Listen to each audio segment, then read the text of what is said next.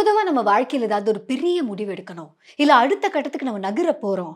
ரொம்ப இம்பார்ட்டன்ட்டான பெர்சன மீட் பண்ண போறோம். இல்ல நாளைக்கு ஒரு செமையான ஒரு ஈவென்ட் நடக்க போகுது அப்டின்னா, இது எதுவா இருந்தாலும் நம்ம கிட்ட ஒரு சில பேர் சொல்லுவாங்க, "நல்லா யோசிச்சு, நிதானமா ஒரு முடிவு பண்ணு" அப்டின்னு சொல்லுவாங்கல்ல.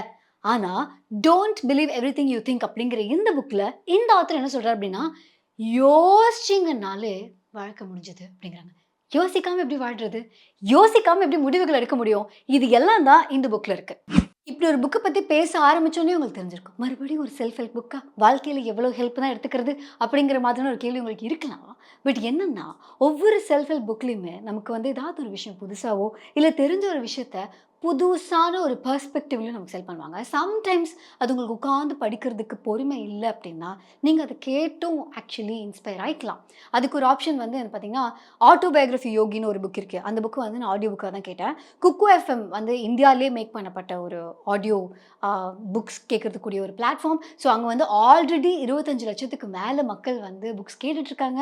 அதுவும் ஹை குவாலிட்டில செல்ஃப் ஹெல்ப் புக்ஸா இருந்தாலும் சரி, இல்லன்னா ரியல் லைஃப்ல நடந்த ஸ்டோரீஸ் அதோட ஆடியோஸையும் வந்து நீங்க கேட்கலாம். முக்கியமான விஷயம் என்ன அப்டின்னா, இப்போ இந்த வீடியோ பார்த்துட்டு இருக்க நீங்க ஆனந்தி 50 அப்படிங்கிற கோட் யூஸ் பண்ணீங்க அப்படின்னா, 50% ஆஃப் மந்த்லி சப்ஸ்கிரிப்ஷன்ல உங்களுக்கு கிடைக்கும். ஸோ அதையும் நீங்க வந்து எடுத்துக்கலாம். ஏன்னா, இந்த பர்ட்டிகுலர் புக்லயும் ஒரு முக்கியமான விஷயம் சொல்லியிருந்தாங்க. என்ன தெரியுமா? எந்த ஒரு ஒரு நாள ஆரம்பிக்கிறோம்னா, அந்த நாள் எப்படி முடியப்போது? இதுக்கப்புறம் அது எப்படி ஷேப் அப் ஆகுது அப்படின்னு நமக்கு தெரியாது. ஆனா, அந்த நாளுடைய ஆரம்பம் நம்ம கையில தான் இருக்கு. ஸோ ஒரு மார்னிங் ரொட்டீன்ங்கிறது ரொம்ப இம்பார்ட்டன்ட். இப்போதைக்கு என்னோட மார்னிங் ரொட்டீன்ல இருக்கிறது, காலையில எழுந்திரிச்சுட்டு கொஞ்சம் ரெஃப்ரெஷ்மெண்ட்ஸ்லாம் முடிச்சதுக்கப்புறம், ஏதாவது ஒரு ஆடியோ புக்க காலையிலேயே கேட்க ஆரம்பிச்சுர்றது. அப்படி டெய்லியும் கேட்டு இந்த புக் காலியாயிடாது அப்படின்னு நீங்க யோசிக்கலாம். பட் குக்கு எஃப்எம்ல ஒவ்வொரு மந்த்தும் ஒரு 20 புக் புதுசு புதுசா அவங்க வந்து லான்ச் பண்ணிட்டே தான் இருக்காங்க. அக்ராஸ் ஜானர்ஸ்ல. ஸோ உங்களோட ரீஜனல் லாங்குவேஜ்லயே நீங்க எந்த மாதிரியான புக் வேணுனாலும் கேட்டுக்கலாம். குக்கு எஃப்எம் ஆப்ப உடனே டவுன்லோட் பண்ணுங்க. கீழ இருக்க லிங்க். அதுக்கப்புறம் ஆனந்தி 50 அப்படிங்கிற அந்த கோட் யூஸ் பண்ணுங்க. 50% ஆன் மந்த்லி சப்ஸ்கிரிப்ஷன். அப்ப நீங்களும் நானும் ஒரே புக்க படிக்கலாம், கேட்கலாம். ஆனா இந்த ஆத்தர் என்ன சொல்றாருன்னா, நம்ம 2 பேரும் ஒரே புக்க படிச்சாலும் சரி, ஒரே இடத்துல ஒரே மாதிரியான விஷயங்கள அனுபவிச்சாலும் சரி, நம்ம அத பார்க்குற விதம் வேறுபடும் அப்படின்னு சொல்றாங்க. Don't believe everything you think by Joseph அதான் அவரோட பேரு. எப்படி ப்ரொனவுன்ஸ் பண்ணணும்னு தெரியல. பட் அத பத்தி நான் யோசிக்கவும் விரும்பல. ஏன்னா அவர் தான் சொல்லியிருக்காரு. யோசிக்க வேணாம் அப்படின்னு சொல்லியிருக்காரு. ஸோ பேசிக்கலி அவர் எப்படி ஆரம்பிக்கிறார் அப்படின்னா, நமக்கு வந்து எண்ணம் போல் வாழ்க்கைன்னு நம்ம சொல்றோம். அப்பன்னா நம்ம தாட்ஸ் தான் நம்ம வாழ்க்கைய வந்து ஷேப் அப் பண்ணுது. அப்படின்னா இவர் என்ன சொல்றாருன்னா, எண்ணம் அதாவது தாட் அப்படிங்கிறது வேற, யோசனை திங்கிங் அப்படிங்கிறது கம்ப்ளீட்லி வேற. இவங்க 2 பேரும் பக்கத்து பக்கத்திலேயே இருக்காங்க அப்படிங்கிற மாரி நமக்கு தோணுனாலுமே, இவங்க 2 பேர்னாலயும் நமக்கு நடக்கக்கூடிய விஷயங்கள் ரொம்ப வித்தியாசமானது அப்படின்னு சொல்றாங்க. ஸோ இதுக்கு முன்னாடி இவரு ஆரம்பத்தில என்ன பண்ணிடுறாரு, நம்ம வாழ்க்கையில எத பத்தியும் யோசிக்காம இருக்கணும்னா, நமக்கு பிரச்சனைகள் வராம இருக்கணும். பிரச்சனைங்கிறது வந்துட்டு தான் இருக்கு. அப்புறம் எப்படிங்க யோசிக்காம, ஜாலியா, ஃபன் பண்ணிட்டு எப்படி இருக்க முடியும்? அப்படின்னு கேட்கறதுக்கு, அவர் முதல்ல என்ன சொல்றாரு அப்படின்னா, இந்த புத்திசம்ல ஒரு கதை ஒண்ணு சொல்லுவாங்களாம். அதாவது நமக்கு ஏற்படுற காயங்கள் எல்லாமே பொதுவா ஒரு ஆரோ வச்சு தாக்குறாங்கன்னு வச்சுக்கோங்களேன். ஒரு ஆரோவால தாக்கக்கூடிய காயம் அப்படிங்கிறது 2 விதமா ஏற்படுது. முதல்ல ஏற்படுற அந்த காயம் அப்படிங்கிறது பிசிக்கலி. அந்த ஆரோ, அந்த அம்பு நம்மள வந்து தாக்குறது அப்படிங்கிறது தான் நம்மளோட முதல் காயம். 2வது காயம் என்ன தெரியுமா? அந்த அம்பு நம்மள தாக்கினத பத்தி யோசிச்சுக்கிட்டே இருக்கோம்ல, அதுதான் 2வது காயம் அப்படின்னு சொல்றாங்க. ஸோ சம்டைம்ஸ் அந்த முதல் அம்பு வந்து நம்மள தாக்குதுல்ல, அத நம்மனால சம்டைம்ஸ்ன்னு இல்ல, மோஸ்ட் ஆஃப் த டைம்ஸ் நம்மனால அதிலிருந்து தப்பிக்க முடியாது. அம்பு தாக்கிடுச்சு. தாக்க தான் செய்யும். அப்பதான் வாழ்க்கை இருக்கும். அதெல்லாம் அண்டர்ஸ்டாண்டபிள். ஆனா, அந்த 2வது காயம் இருக்குல்ல, அது இல்லாம இருந்தா வாழ்க்கை ரொம்ப நல்லா இருக்கும் அப்படின்னு சொல்றாங்க. அதாவது புத்திஸ்ட் கோட் தான் அதையும் சொல்லுவாங்க. என்னன்னா, பெயின் அப்படிங்கிறது இன்னெவிட்டபிள். அதாவது வலிங்கிறது நம்ம வாழ்க்கையில கண்டிப்பா இருக்கும். அதுலருந்து நம்மளால எஸ்கேப்பே ஆக முடியாது. ஆனா, சஃபரிங் அந்த வலிய பத்தி யோசிச்சு, நொந்து, சோகமாவே இருக்கிறதுன்னு ஒண்ணு இருக்குல்ல. அது நம்ம கையில தான் இருக்கு. எந்த ஒரு மொமெண்ட்லயுமே எவ்ளோ பெரிய கொடூரமான விஷயம் நம்மள சுத்தி நடக்குது அப்டின்னாலுமே, அந்த மொமெண்ட் நம்மளோட ஒரே ஒரு தாட்னால அது சஃபரிங்ல இருக்கலாமா? வேண்டாமா? இந்த காயம் நடந்துருச்சு. இந்த ஈவென்ட் நடந்துருச்சு. இதை பத்தி நம்ம யோசிச்சே வாழலாமா?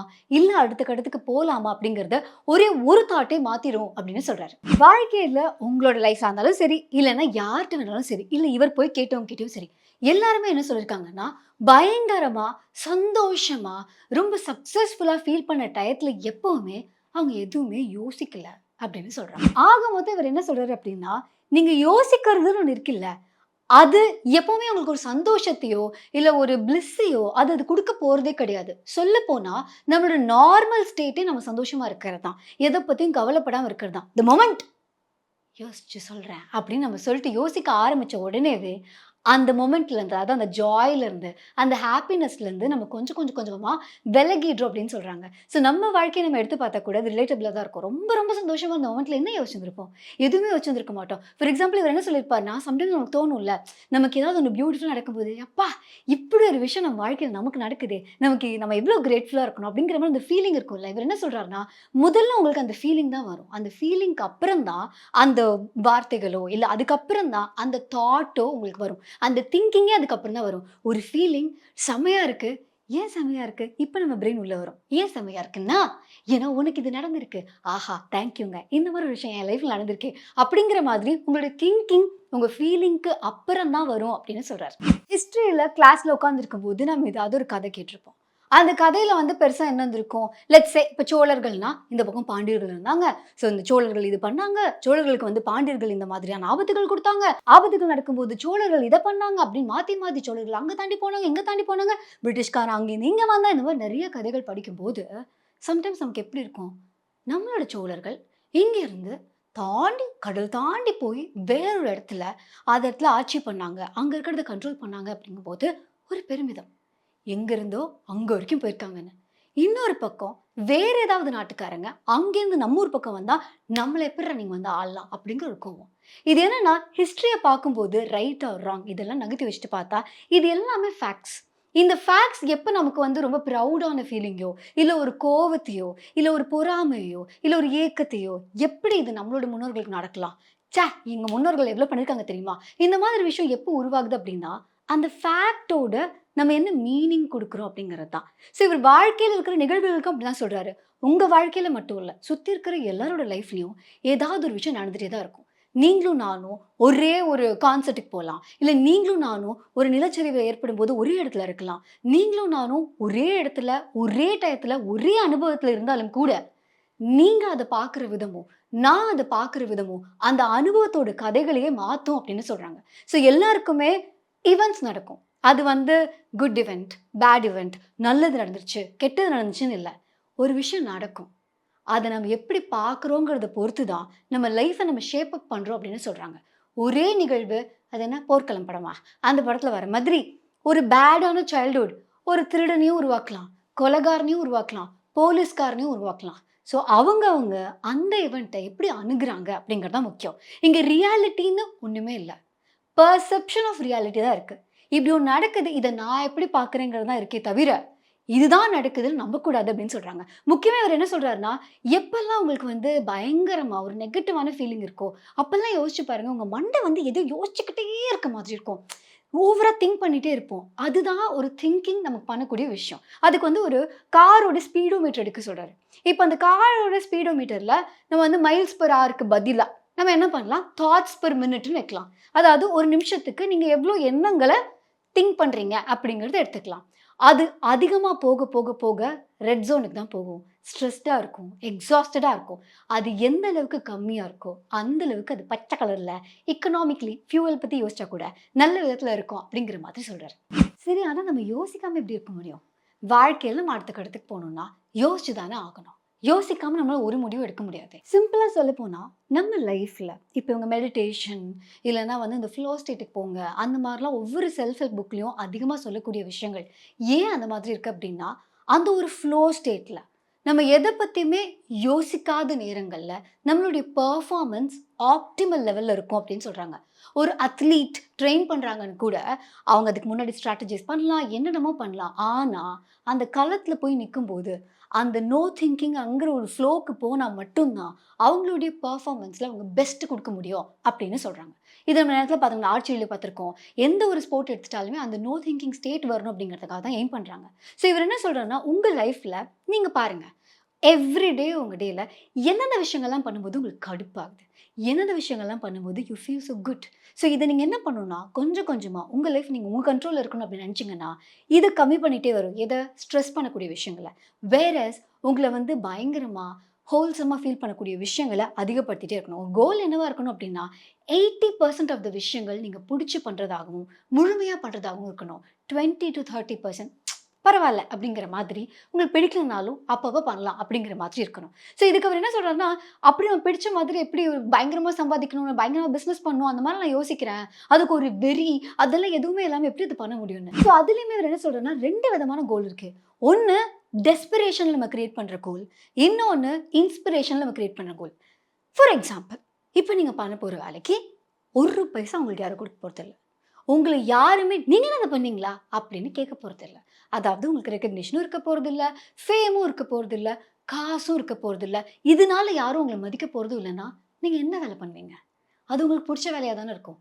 அதனால தான் ஆடணும்னு நினைக்கிறவங்க ஆடுறாங்க. பாடணும்னு நினைக்கிறவங்க பாடுறாங்க. இப்ப இருக்க ரியாலிட்டி ஷோஸ்க்காக சொல்லல. பட் ஜெனரலி ஸ்பீக்கிங் அவங்களுக்கு பிடிச்ச விஷயத்த பண்ணுவாங்க. அவங்களுக்கு காசே கிடைக்கலனாலும் அத கன்டின்யூ பண்ணுவாங்க. அந்த மாதிரி கோல்ஸ்லாம் இன்ஸ்பிரேஷன் மூலமா கிரியேட் பண்றது. அந்த கோல் எதுக்காக பண்றோம்னா, பண்ணணுங்கிறதுக்காக பண்றோம். யாரோ ஒருத்தவங்க சொல்றாங்க, இல்ல அதுக்குன்னு ஒரு எண்ட் டெஸ்டினேஷன் இருக்கு அந்த மாரிலாம் இல்ல. எண்டே இல்லனாலும் சரி. அதனால எதுவுமே நடக்கலனாலும் சரி. அத பண்றதிலேயே ஒரு பேரின்பம் இருக்குல்ல. அதுதான் இன்ஸ்பிரேஷன் மூலமா நடக்கக்கூடிய கோல்ஸ் அப்படின்னு சொல்றாங்க. டெஸ்பிரேஷன்ல என்னன்னா, இத பண்ணிட்டா எனக்கு இருக்கிற விஷயங்கள்லாம் சால்வ் ஆயிடும். இத பண்ணிட்டா எனக்கு ஒரு மரியாதை கிடைக்கும். இத பண்ணிட்டா என்னால இவ்வளோ சம்பாதிக்க முடியும் அப்படின்னு நம்ம கோல் வச்சிருக்கும்போது, அத பண்ணும்போது அப்பவும் உள்ள ஒரு வேக்கம் தான் இருக்கும். ஏன்னா, இத அச்சீவ் பண்ணணும் தான் பண்ணோம். இத பண்ணா அது எப்படி அதால ஃபில் ஆகும்? அந்த ப்ராசஸ்ல நம்ம ஃபில் பண்ணவே இல்லையே! ஸோ அதனால இது என்ன ஆகும்னா, அங்கேருந்து மறுபடியும் வில் கிரியேட் இன்னொரு பெரிய கோல். அந்த கோல்க்காக மறுபடியும் உழைப்போம். ஆனா, இது கடைசி வரைக்கும் நமக்குள்ள ஒரு வேக்கம் கிரியேட் பண்ணி தான் இருக்கும். ஸோ இந்த சக்சஸ் அப்படிங்கிற விஷயம், இது எப்பவுமே நானும் ஃபீல் பண்ண ஒரு விஷயம் தான் அது. என்னன்னா, சக்சஸ்ங்கிறது ஒவ்வொருத்தவங்க பார்வையில அது ஒவ்வொரு விதமா இருக்கும். ஆனா, உண்மையான சக்சஸ் அப்படிங்கிறது இந்த மொமெண்ட்ல, இப்ப நீங்க பண்ணிட்டு இருக்க விஷயத்துல நிம்மதியா, சந்தோஷமா, இன்னைக்கு தான் கடைசி நாள் அப்படின்னாலும் இருக்க முடியுமா? இத ஒவ்வொரு நாளும் பண்ண முடியுமா? இதே தான் நீங்க வந்து சாகுற வரைக்கும் பண்ணணும் அப்படின்னா ரசிச்சு பண்ணுவீங்களா? ஸோ அந்த மாதிரி ஒரு விஷயத்த நம்ம கண்டுபிடிச்சிட்டோம் அப்படின்னா, லைஃப் லாங் அது யாராவது ரெகக்னைஸ் பண்றாங்க, அதுக்கு யாராவது பே பண்றாங்க, அதனால மரியாதை கிடைக்குது, கிடைக்கல, இது எத பத்தியுமே கவலைப்படாம, நம்ம அந்த கோல நோக்கி போய்க்கிட்டே இருக்கலாம். ஏன்னா, அதுக்கு டெஸ்டினேஷனே கிடையாது. அந்த ப்ராசஸ் மட்டும் தான். அந்த ஜர்னி மட்டும் தான். பொதுவா முடிவுகள் எடுக்கும்போது, இது சரியான முடிவு, இது தவறான முடிவு நான் மட்டும் என் வாழ்க்கையில இந்த ஒரு முடிவு எடுக்காம இருந்திருந்தேன்னா, என் லைஃபே வேற மாதிரி இருந்திருக்கும். இந்த மாரிலாம் நம்ம அடிக்கடி சொல்லுவோம்ல. அதுக்கு ஒரு எக்ஸாம்பிள் சொல்லியிருந்தாரு. எனக்கு அது ரொம்ப பிடிச்சிருந்தது. என்னன்னா, ஒரு பியானோ எடுத்துக்கிட்டோம்னு வச்சுக்கோங்களேன். கீபோர்ட். அத எடுத்துக்கிட்டோம்னா, அதுல வந்து இது தப்பான கீ, இது கரெக்ட்டான கீன்னு எதுவுமே இருக்கா? எதுவுமே இல்ல. நம்ம வாசிக்கும்போது அது எப்படி பயன்படுத்துறோங்கிறத பொறுத்து மட்டும் தான், தப்பான நோட் வாசிக்கிறோமா? கரெக்ட்டான நோட் வாசிக்கிறோமான்னு கூட இல்ல. அது தப்பான இடத்துல வாசிச்சுட்டோமே தவிர, பட் தப்பான நோட்டோ, இல்ல தப்பான கீயோ ஒரு பியானோல கிடையவே கிடையாது.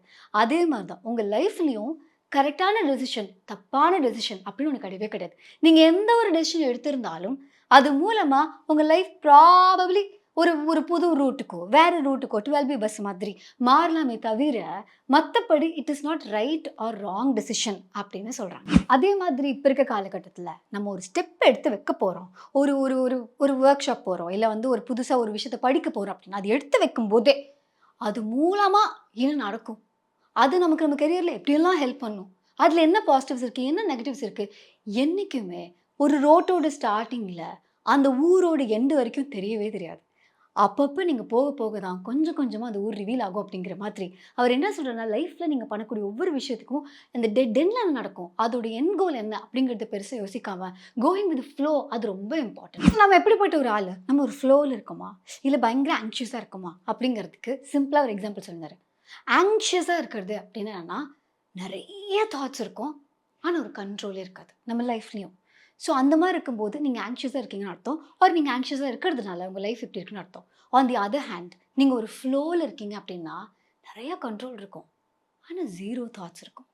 எந்த ஒரு தாட் இல்லாம லைஃப் அப்படியே அதோட ஃப்ளோல கண்ட்ரோல்டா, அழகா, பியூட்டிஃபுல்லா போயிட்டே இருக்கும். இதையும் தாண்டி இந்த புக்ல வந்து எப்படி இந்த மாதிரியான ஒரு ஃப்ளோ ஸ்டேட்ட அச்சீவ் பண்றது? நம்ம எவ்ரிடே லைஃப்ல டிஜிட்டல் கன்சம்ப்ஷன் இருக்கு. அவ்ளோ டிஸ்ட்ராக்ஷன் இருக்கு. இது எல்லாத்தையும் தாண்டி இவங்க சொல்ற அந்த no thinking state.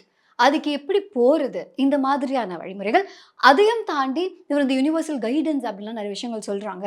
So anybody who is just starting to feel என்னோட ஃப்ரெண்ட்ஸே ஒரு சில பேர்லாம் இருக்காங்க. எனக்கு வந்து யூனிவர்ஸ் இப்படி தான் ஃபீல் பண்ணுது. சம் பேர் ஒரு ஹையர் பவரோட ஒரு கனெக்ஷன். அது யூனிவர்ஸோ, அது ஒரு காடோ யாரா வேணாலும் இருக்கலாம். ஸோ இதுக்கு அவர் வந்து யுனிவர்சல் மைண்ட் அப்படின்னு சொல்லியிருப்பாரு. அதாவது யுனிவர்சல் மைண்ட்ன்னு அவர் என்ன சொல்றாருன்னா, ஒரு மரம் இப்படி தான் வளரணும். இந்த குரங்கு இங்க தான் வாழணும். இந்த குரங்கு காது குடையணும்னா இப்படி தான் பண்ணணும். என்ன சாப்பாடு சாப்பிடணும். நமக்கு ஒரு காயம் ஏற்படுதுன்னா அது இப்படி தான் ஆறணும் அப்படின்னு இந்த பிரபஞ்சமே அதுவே கரெக்ட்டா புரிஞ்ச ஒரு விஷயத்த பண்ணிட்டு இருக்குல்ல. அத வந்து அவங்க யுனிவர்சல் மைண்ட் அப்படின்னு சொல்றாங்க. ஸோ இந்த மாதிரியான விஷயங்கள் பத்தியும் இந்த புக்ல நெறைய இருக்கு. அண்ட் இந்த புக் படிச்சு முடிக்கும்போது எனக்கு ஒரு டோஸ் ஆஃப் பாசிட்டிவிட்டி எதுல இருந்தது அப்படின்னா, நீங்க வாழ்க்கையில என்ன ஆகணும்னு ஆசைப்படுறீங்க? டாக்டரா? என்ஜினியரா? பில்லியனரா? இல்ல பயங்கரமான ஒரு டான்ஸரா? ஆர்டிஸ்ட்டா?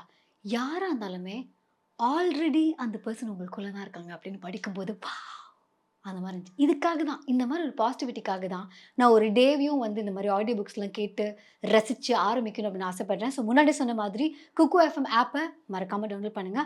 ஆனந்தி 50 அப்படிங்கிற அந்த கோட் யூஸ் பண்ணீங்கன்னா, 50% ஆஃப்ல மந்த்லி சப்ஸ்கிரிப்ஷன்ல உங்களோட டேவோட பாசிட்டிவிட்டி உங்க கையில. ஸோ உங்களுக்கு இனிமேல் உங்க லைஃப்ல பீஸ்ஃபுல்லா உங்களுக்கு விருப்பப்பட்ட விஷயங்கள சந்தோஷமா பண்ணி வாழணும் அப்படின்னு ஆசைப்பட்டீங்கன்னா, don't believe everything you think அப்படிங்கிற இந்த புக் ஜோசப் ஞங் ஞங் ம்வே அப்படிங்கிறவர் வந்து எழுதியிருக்காரு. ஸோ இந்த புக்க வந்து நீங்க வாங்கி படிக்கலாம். இந்த புக் வாங்குறதுக்கான லிங்க் கீழ இருக்கு. இந்த வீடியோ உங்களுக்கு பிடிச்சிருந்ததுன்னா லைக் பண்ணுங்க, கமெண்ட் பண்ணுங்க, ஷேர் பண்ணுங்க. மறக்காம த புக் ஷோக்கு சப்ஸ்கிரைப் பண்ணுங்க. RJ Anandhi okay. என்ன Facebook, Instagram, Twitter மாதிரி நீங்க வந்து ஃபாலோ பண்ணலாம். இன்பாக்ஸ்ல மெசேஜ் பண்ணலாம். thebookshow.in விசிட் பண்ணீங்க அப்படின்னா, இந்த மாதிரி நெறைய புக்ஸ் நம்ம வந்து ரிவ்யூ பண்ணியிருக்கோம். அதுக்கான லிஸ்ட் வந்து நீங்க அங்க பார்க்கலாம். இவ்வளோ நான் பேசின விஷயங்கள்லாம் என்னதான் உங்களுக்காக நான் மேக்கப்லாம் போட்டு வந்திருந்தாலும், இது எதுக்கு நான் பார்க்கணும்னு ஆடியோவே கேட்டுப்பேன் அப்படின்னு நீங்க ஃபீல் பண்ணீங்க அப்படின்னா, புக் ஷோவுடைய பாட்காஸ்ட் எல்லா ஆடியோ ஸ்ட்ரீமிங் பிளாட்ஃபார்ம்ஸ்லயும் அவைலபிளா இருக்கு. எனக்கு பேர் தெரியாத ஆடியோ ஸ்ட்ரீமிங் பிளாட்ஃபார்ம்ல கூட அவைலபிளா இருக்கு. So Jio Saavn, Apple Podcast, Google, Spotify இந்த மாதிரி இருக்கிறத தவிர இன்னும் நிறைய இருக்கு. ஸோ நீங்க அங்க போய் இதை எக்ஸ்ப்ளோர் பண்ணி பார்க்கலாம். ஓகே, பாய்.